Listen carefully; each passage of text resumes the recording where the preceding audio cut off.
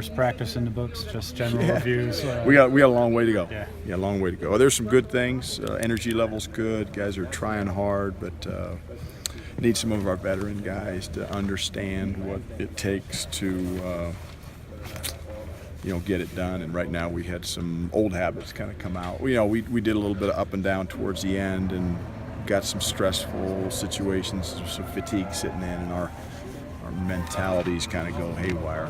So we've got a couple guys that got to get stronger mentally, and we all have to get stronger physically in terms of our shape and conditioning. But again, it's October 1. We'll get there. But the mental part is the part I'm really dialing into and trying to be concerned with.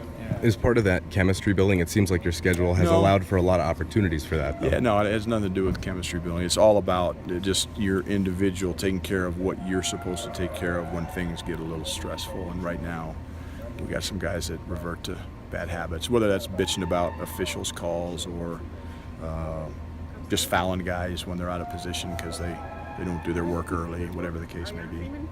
Realize leadership is always important, but your seniors this year, and we've talked a ton about how young this team is, how important is it for those guys to kind of set the tone for this team?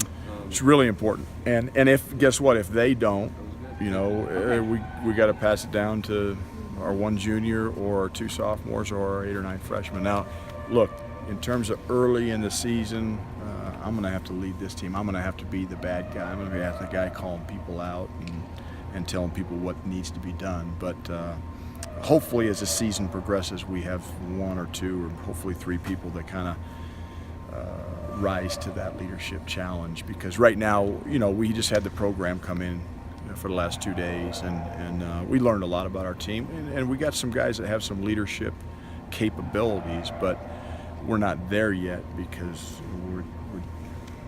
we got a lot of guys who are just thinking about themselves and being good teammates, which is you have to do before you can become a leader. And so hopefully we can get there sooner rather than later. But I'm going to be challenged as a coach certainly early in the season when it comes to that. You used to talk about the program when you used to have it as one of those really invaluable resources. What did you learn about your team from that time? We learned that we've got to be more accountable to each other.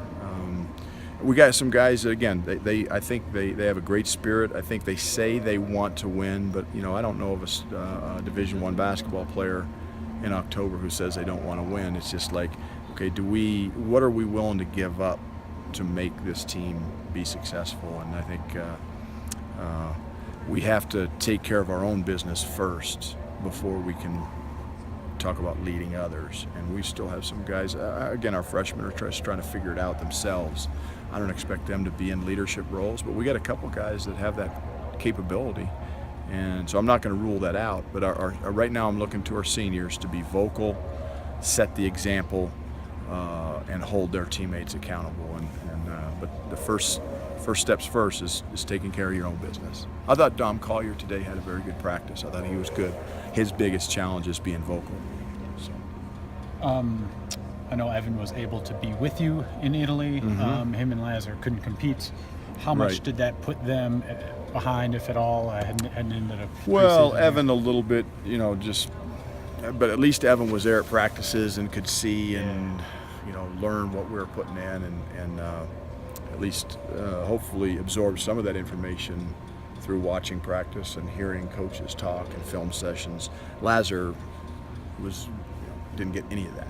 The benefit of any of that. So, for him, it's just like drinking, water from a fire hose right now. He's just trying to understand a lot of different things when it comes to, his life, academically, getting adjusted to a new country, new teammates, and now a new system and coaches that are expecting certain things. I mean, it's going to be a learning curve for him. But the one thing about Laz is he's a very intelligent basketball player. He's got a good feel for the game, and I expect him to catch on pretty quickly. What I was going to ask you about him, what have you noticed from him so far? It seems like he's a big guy that can provide guard, different things. Yeah, he's got great skill level. He's got to get used to the physicality of the game. He gets bumped off of balance a little bit, plays a little too upright like a lot of freshmen do. But, I mean, he's a guy that's 6'8", that's got great ball skills. I mean, he's as good as anybody we have in the ball screen, So we'll hopefully use his skill set when it comes to that and learn how to be a good defender and rebound the ball, box out, all the things that we expect of our guys. You always talk about playing with great energy and effort, but with such a young team, how critical is that every single time you step on the floor? It's the bare minimum. I mean, that to me, that should go without saying. Effort and energy should be the price of admission to being a Division I basketball player. So hopefully we're not talking about, you know, guys not playing hard or not playing with effort, because if we are, we got a lot more problems than we can fix. I mean, that's expected. Level of conditioning with the team coming in here? Yeah, on a scale of 1 to 10, we're probably a 6. We got to get better there. Got to be physically tougher and be able to fight through fatigue. We went up and down a little bit today, and the guys got tired pretty quick.